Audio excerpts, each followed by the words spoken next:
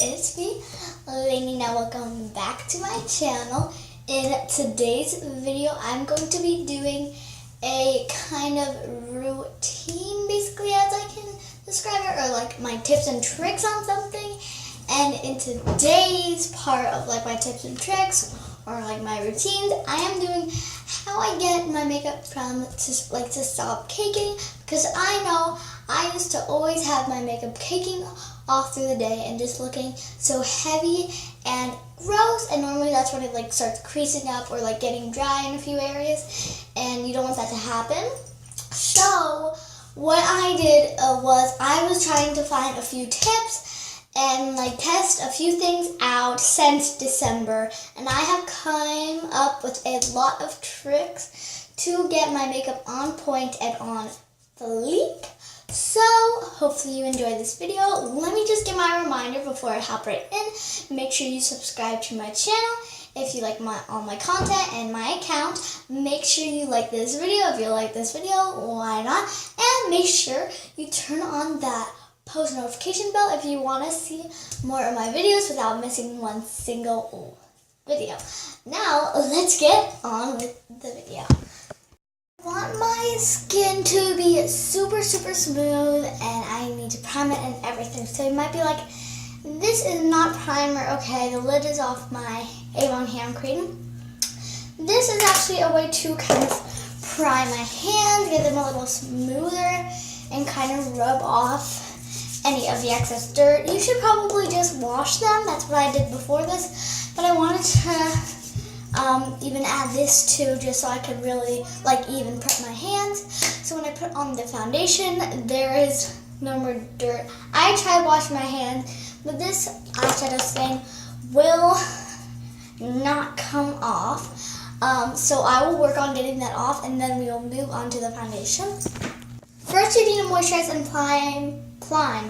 Moisturize and prime, which I have already moisturized. So what I'm going to do is first use one of my spray primers.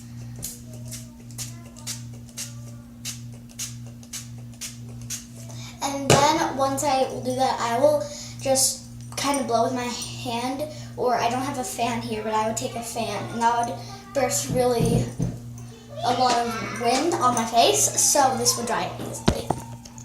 Then if I want, I will take a little bit of a cream kind of moisturizer. It can be whatever you need to put on your skin. I'm just really priming my skin with a bunch of stuff.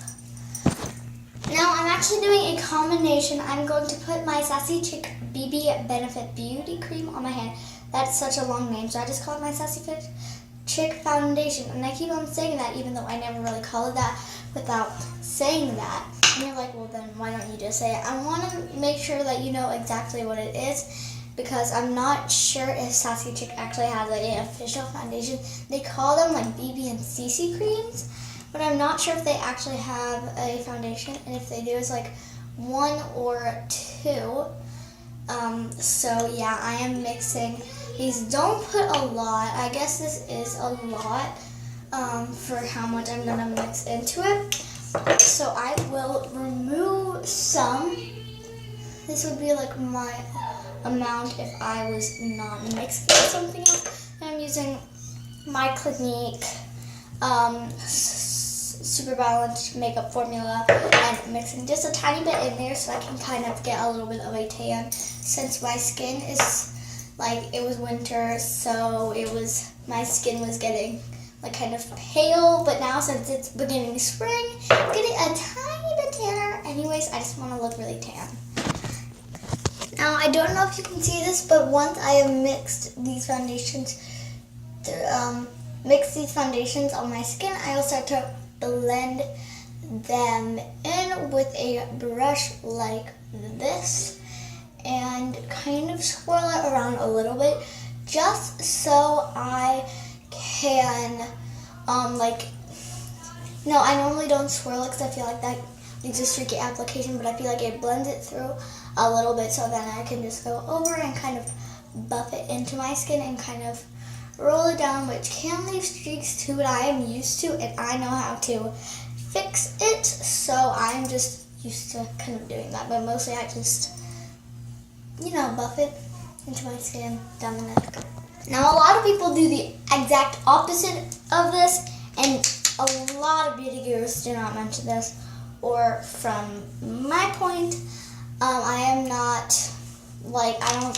I have not watched all beauty guru videos, so I don't know if there's so many out there that have said this tip, but when you're taking your concealer and you want it really full coverage, but not cakey, you don't have to do the full triangle and then just not know why it's cakey. You can kind of put it into the shape of the triangle and then blend it out, and it works better if it's normally a full coverage one. You don't have to do the full triangle. I have seen Laura Lee do this tip, and I think it's a really good tip. You don't have to do it all the way. Obviously, I love a lot of concealer, so I'll still do a kind of,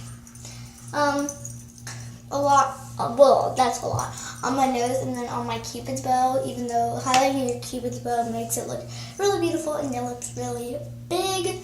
But yeah, if you really just didn't want that much, you wanted it to be super natural, but still your eyes covered, you don't have to do any on your nose. If you just want to go over and quickly highlight, you can kind of dab some on your forehead, which I will be doing, do some on your nose and then your cupid's bow, and maybe even chin. Then I am just blending this in with the same brush too. You should swap brushes so they are clean, but I feel like using your same foundation brush can blend in. So if you have a lighter concealer, I'm gonna use my finger for it instead of this. But if you have a lighter concealer, which I do have, and I want it to blend in and maybe even get a little bit more coverage without adding more of that bright concealer, you can just use your foundation brush and kind of go over it and not just put on a lot of concealer and then have to blend your foundation and do a lot of it there. I feel like these are just kind of pretty good hacks. Now to stop it from being oily over here, and since my skin is getting a little bit oilier than it was dry because I've done a lot of skincare to kind of clear it up, I will take a little bit of my powder and dust it on the rest of my face, or kind of most of my face. And definitely you don't have to do this, because if you do too much, it will actually crease from all the powder. It will get all crinkly, and you don't want that.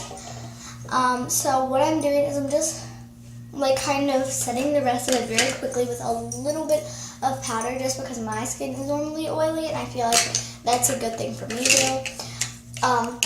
Normally this helps to stop the cakiness really for me because it creases. But if you're good, you have really dry skin, and this is what's most important, personalizing it,